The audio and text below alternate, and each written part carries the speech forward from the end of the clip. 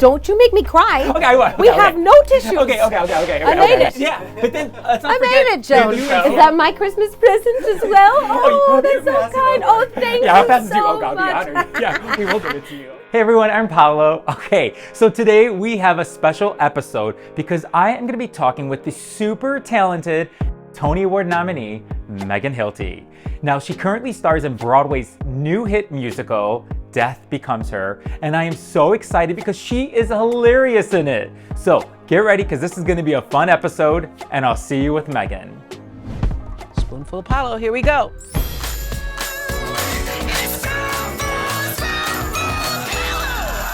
Okay, so you guys are ready, let us know. Yeah, we're good. Yeah? Okay, are you ready?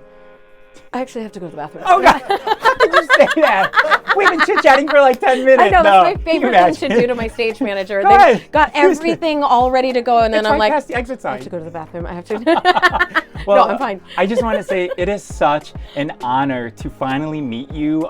You have been a likewise. dream guest for us. Oh my gosh. My husband and I, we've seen you in everything. But I just want to say congratulations on Death Becomes Her because we saw it in Chicago. You we, did? We did, and then we saw it yesterday afternoon. And Oh Yesterday afternoon. my gosh. Yeah. We flew in early. Oh, I should have and- warmed up. Oh, if I didn't known, I would have warmed But up for you. Can I tell you, like, God, seeing in Chicago was amazing, but seeing it now on Broadway, you are just everything. Like, thank listening you. to everyone, like, I could look around and see everyone laughing in there and just sending you so much love. What does that feel like for you when you're on stage and you can hear the people laughing and it's like just throwing so much love at you? You know what? I keep thinking what a privilege it is to get to be a part of something that makes people laugh for 2.5 hours every day. You know, we get to ask people to come check their worries at the door, and we just give them, laughs. Yeah. You can forget about everything else just for a couple hours Gosh. and just complete. What a privilege to be a part of that That's in any amazing. capacity, right? Yeah. I mean, it's amazing. I know that your character, an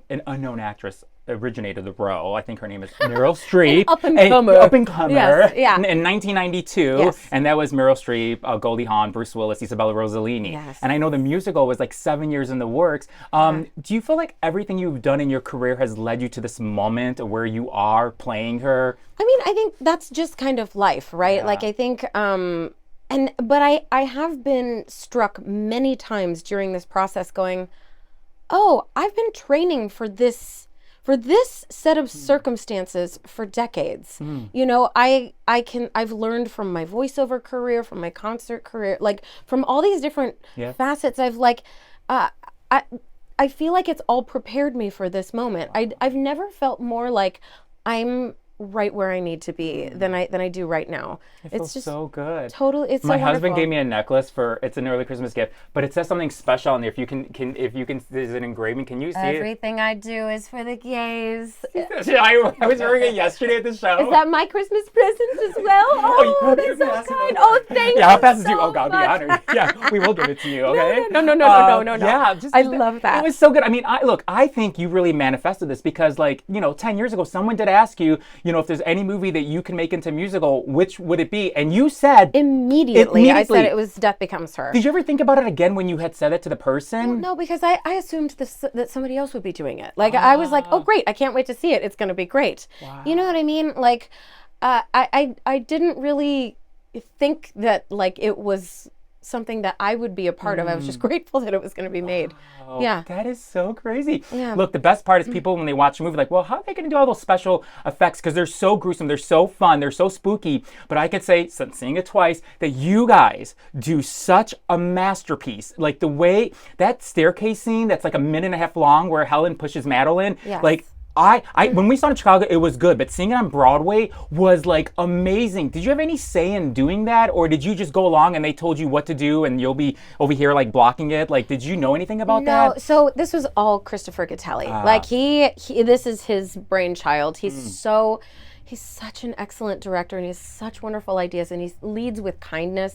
Always, so he's like just a dream to begin with, and I know that they workshopped a lot of different ways to do this. And initially, they even had like stunt people fall down the stairs. They thought maybe we're going to hire a stunt person to fall down the stairs.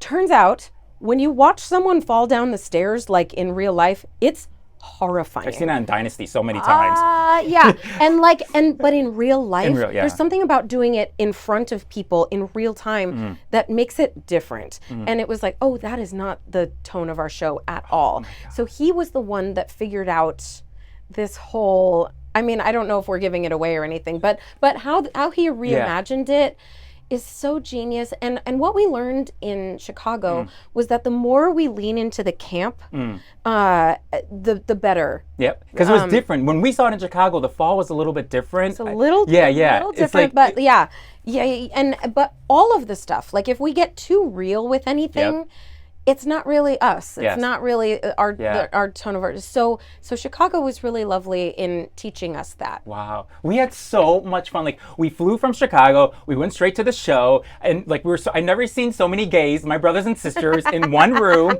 like laughing, crying, like just like. You made everyone's day, and when it was during intermission, I could hear people saying, "Oh my God, Megan is so good." There's so many scenes which I won't give away, but you're so, like Sherry was telling you, you're comedic. Like you can sing. We all know, the world knows you can sing. You can sing. Very nice. But you're acting, like it was just so on point, and I hope that you can take it in because you were like everything you get, you deserve it because you work so hard. It's like what Dr. Maya Angelou said, that crown that you wear the crown, you deserve it, you earn it. So wear that crown and keep shining, okay? Thank Okay, you. I just quoted Dr. Maya Angelou. Don't you make me cry. Okay, we have no tissues. Okay. You know, because the first time we saw you was in Wicked in LA. It was in 2007. You saw me in Wicked in we LA? saw you in 2007.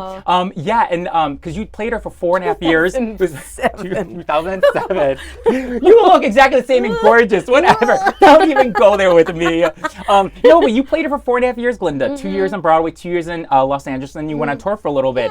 But what I love about that whole story is that when you found out that you were going to be playing a standby for Glinda, it was Jennifer Lauren Thompson at the time, you were getting ready to board like a red-eye Greyhound bus, going to Pittsburgh to sell your car. Yeah. I want, like, for me, I think that's any actor's dream to get something like this. It's like, do you remember what you were thinking? Did you get on the bus? Did you go sell your car? Like, what was going through your mind? I had to. I wasn't going to start the show. My contract wasn't going to start until the summer anyway.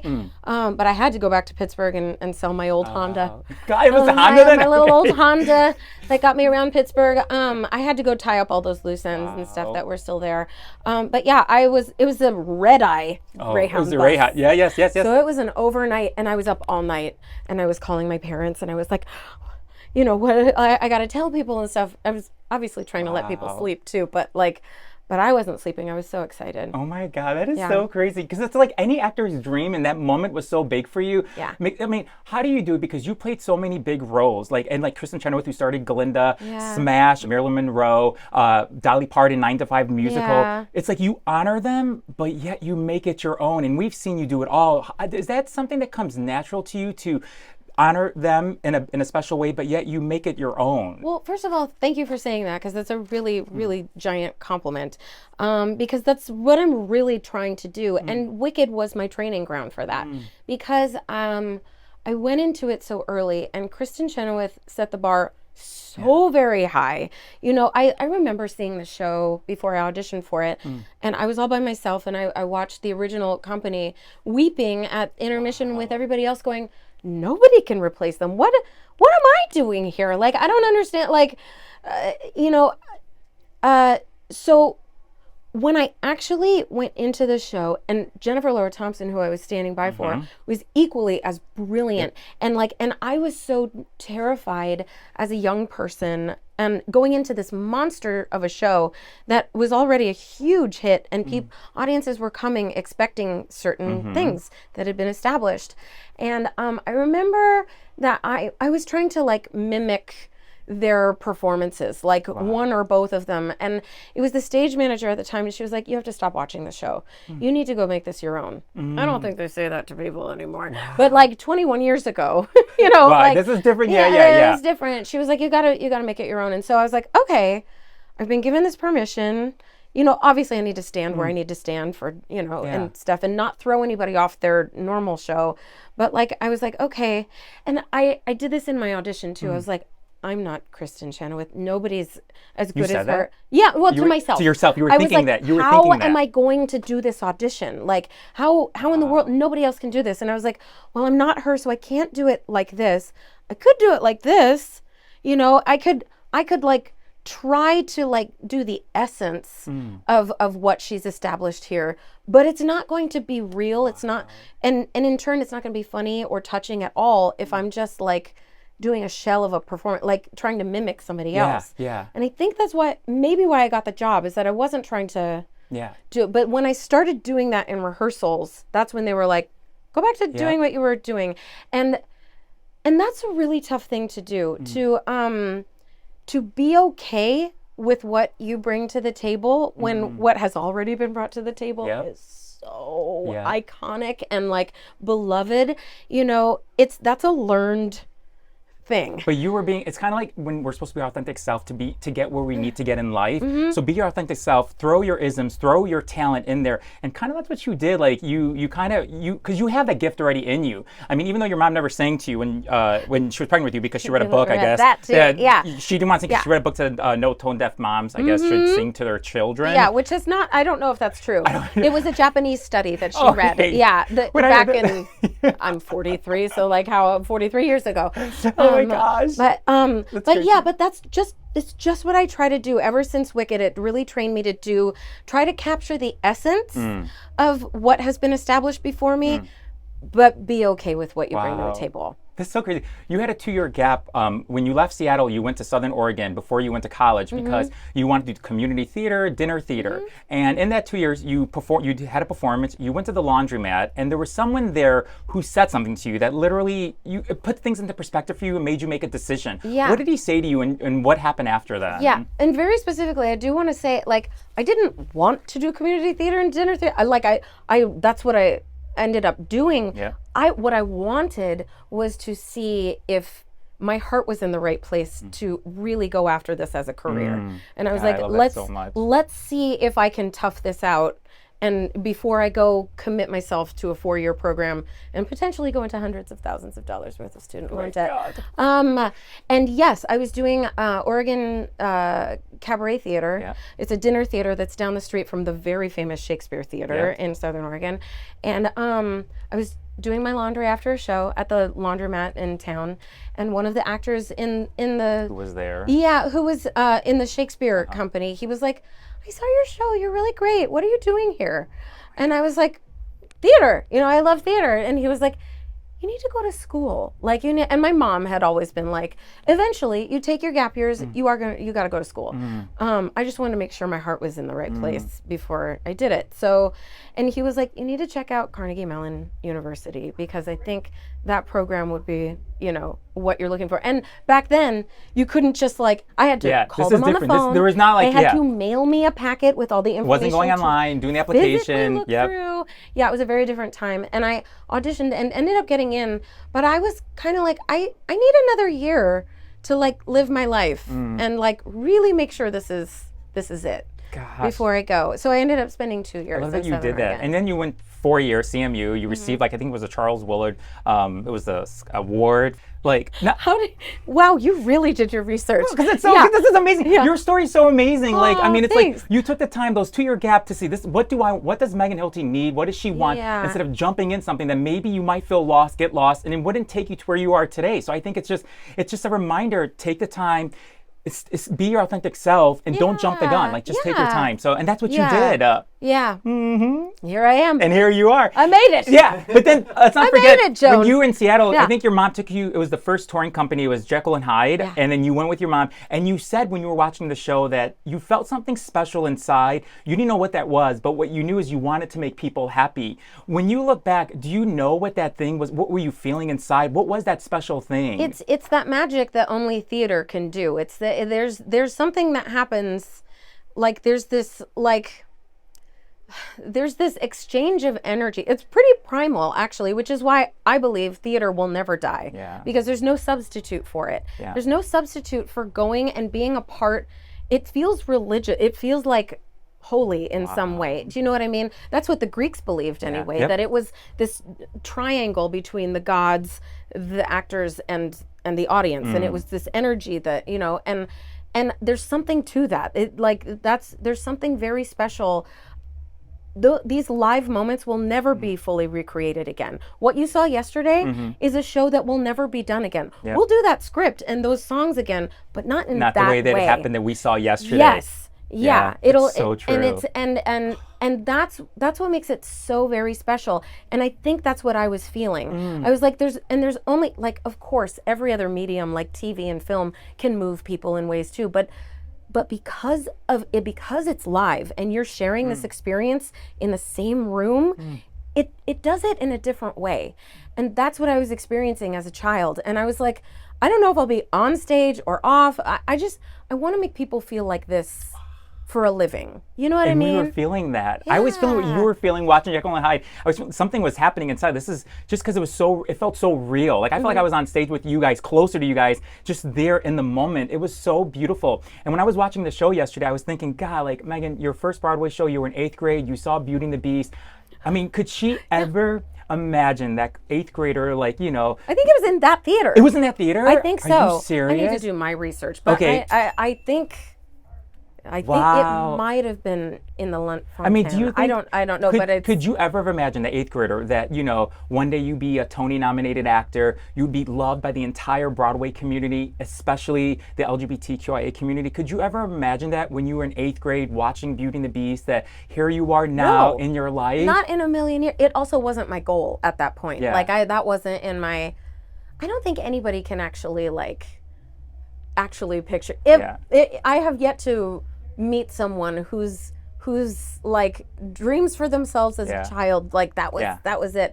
Mine, like so many other humans, like evolved into what it is because this is how it's supposed to be. Wow. You know?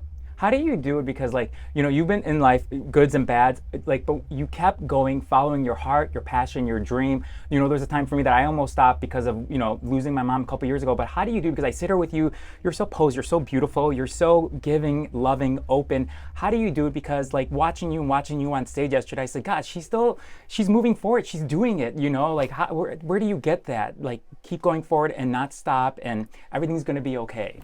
We all have it. We all have that. We have to keep going. Like, what's the other alternative? Do you know what I mean? That's beautiful. And as someone else who's also experienced devastating loss, you know, like, you have to have that time to grieve and process and understand that you'll always be grieving. The process will never end, you know. And don't get me wrong. If given the choice, I would always go back and say, no, don't let that happen in my life. But I will say that because of the hard times, it changes you. It changes the fiber of who you are. Wow. And it does make you stronger in ways that you never imagined. And again, I'd give up that strength in a heartbeat to have my loved ones back, you know, but we don't have that. Right. Though, like that magic unfortunately doesn't exist. So if there is any type of small silver lining, there is a strength in building off